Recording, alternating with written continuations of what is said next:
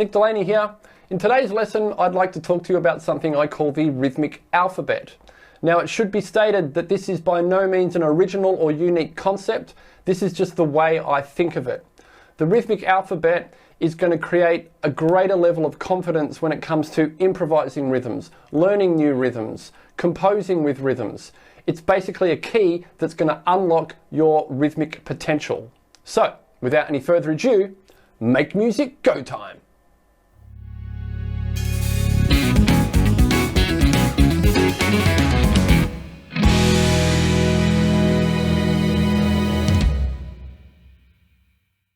Okay, so what is the rhythmic alphabet? Well, what it is it involves taking subdivisions of a beat, so triplets, 16th notes, quintuplets, whatever you want to work in, and we're going to break down that subdivision into every possible combination within one crotchet. So if we look at, say, 16th notes, there are 4 16th notes per crotchet. What that means is we're going to learn to play all the different groupings within that one beat. That's our alphabet. So with 16ths, we could play just the first one. We could play just the second one, just the third one, or the fourth one. We could do combinations of 2 16th notes, or 3, or all 4. We're going to end up with 16 different alphabet letters or phrases of 16th notes, including 1 crotchet worth of silence or a rest. Let's go back to the studio and check out how these guys work. Okay, so I think today what we're probably going to do is use 16th notes as our main example, and we're going to apply the rhythmic alphabet to that, and we're going to run some systems. Now, it should be noted at this point that the alphabet can be applied to any subdivision you want to work on. So at the moment, I'm currently working on my septuplet alphabet. Now, there's a lot of combinations of that, but still I'm working on that one because it's really getting my septuplets feeling the way they should feel, rather than clunking and counting. And so again, this concept can be applied to any subdivision. You can apply it to triplets, sixteenths, quintuplets, sextuplets, septuplet, whatever you like. The system doesn't care. This is a way of internalizing subdivisions. So 16th notes. What we'll do is let's just start with mapping them out. This is the way I do it. You can do it any way you like. I like to map the alphabet in some sense of an order, so I know that I'm not missing any letters in the alphabet. Let's get into it. So we're dealing with 16ths. The events are a 1, an E, an and, an A. All right, 1, E, and A.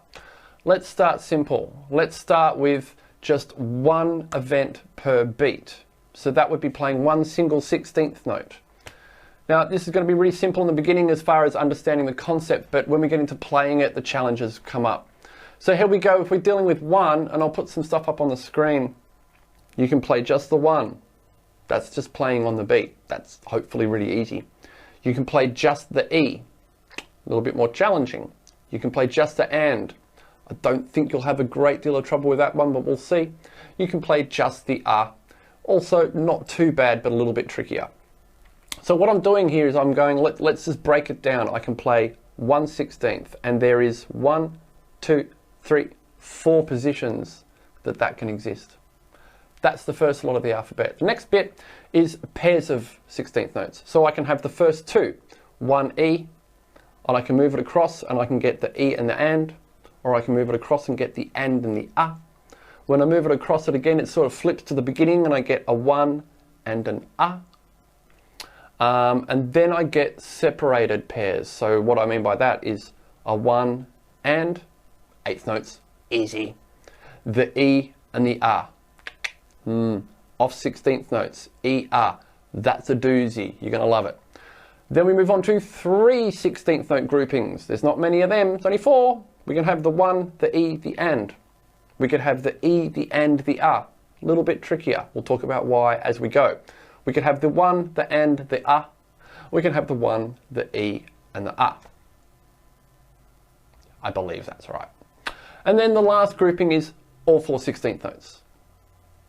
It also should be noted that melodically and compositionally, it's worth considering there is a final alphabet letter, and that would be no 16th notes. That might sound weird, but not playing for a beat. That's a completely viable musical phrase, and it's important to be able to miss an entire beat. Sounds simple, but I'm just covering all the bases. So what we end up with is we end up with 16 different phrases within one beat. So that's not a completely insurmountable amount of rhythms to learn. Most of them you've played and can already play. The challenge here is identifying for yourselves, I can't tell you which is which, but you need to identify for yourselves which are the harder ones. They're the ones you work on more. Really simple, all right? Really simple. Find out the ones that just feel weird or that you struggle with or you feel like you're sort of jerking around with the beat. Work on those ones more, all right? So that's what the rhythmic alphabet is. Okay, so now we know how the rhythmic alphabet works. Let's just take a moment to have a listen to each of the phrases so we can get an idea of what they sound like, kind of the most important part. What I'm going to do is I'm just going to play along with the alphabet. I'm going to do it in sequence. So I'm going to start with my groups of 1, move on to groups of 2. What I've got is I've just got a drum beat set up doing 4/4 time. I'm going to play each phrase or alphabet letter for 2 bars of 4/4 so you get a chance to hear it before I just move straight on to the next one. I'm also just going to use some different notes on the bass just so we can actually hear a bit of a musical phrase rather than just this constant rhythm. Might give it a bit more context. I'm just using some notes from a C minor pentatonic scale. I guess the system I'm going to use is all my rhythms or phrases on beat 1 will be like a C. Anything that happens on the beat 2 will be E flat. Any rhythm, whatever alphabet that happens on beat 3 will be the F, and beat 4 will always be G, but you'll hear those notes played with the different rhythms. I've also got the bass drum outlining the rhythm that I'm playing, because as a bass player, I lock into the bass drum. It just seems natural to me. But we'll also check out some other ways we can practice these guys in a bit. But let's have a listen to the 16th note alphabet, 2 bars of 4/4 apiece in sequence. 1, 2, 3, 4.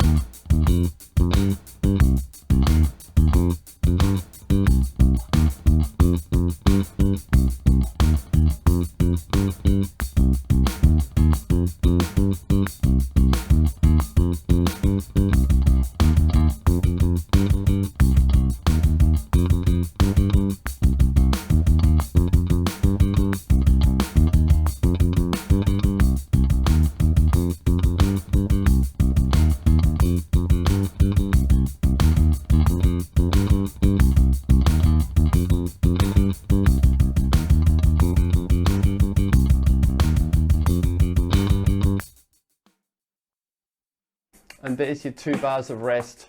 Okay, so I thought I'd just try a little experiment and see if we can randomly generate a bar of 4/4 music using the 16th note alphabet. So first things first, I need to come up with a random order of 4 alphabet letters to put them into a bar of 4/4.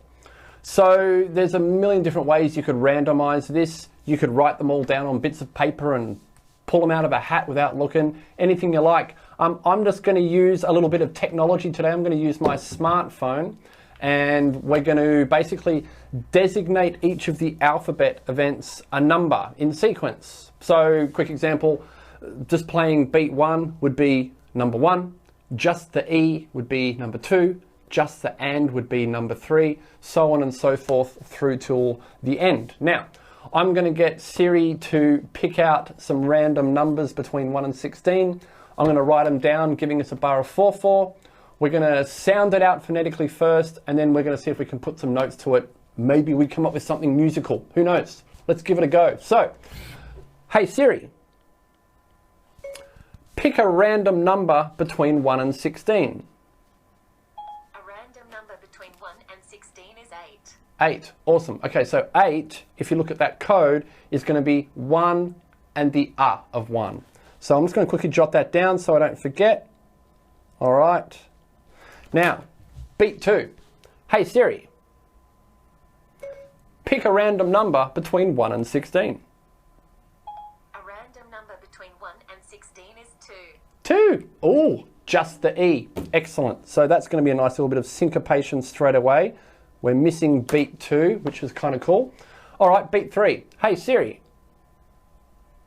pick a random number between 1 and 16. A random number between 1 and 16 is 11.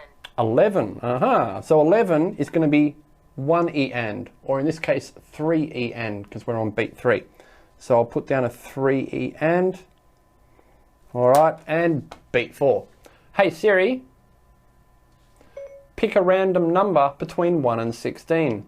A random number between 1 and 16 is 1. 1. Oh, okay. So we're finishing with a downbeat on 4. All right.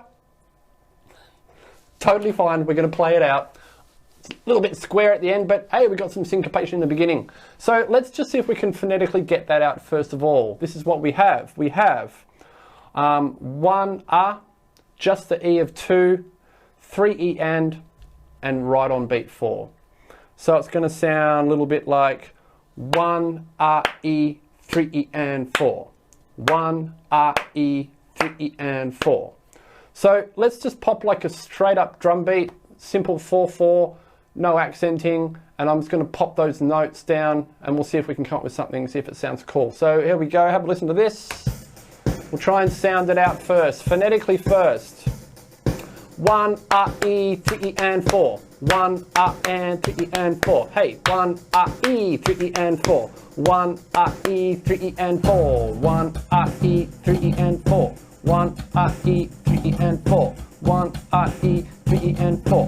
1 E. Maybe some more notes.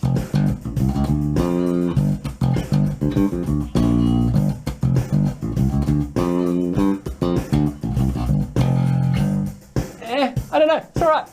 So, pretty cool little rhythm, sounded good. Stuck a couple of notes on, bit of the good old minor pentatonic scale is always good for a bit of musicality. Anyway, sounded pretty cool. I'm sure you could work with that. Have a go, see what you come up with.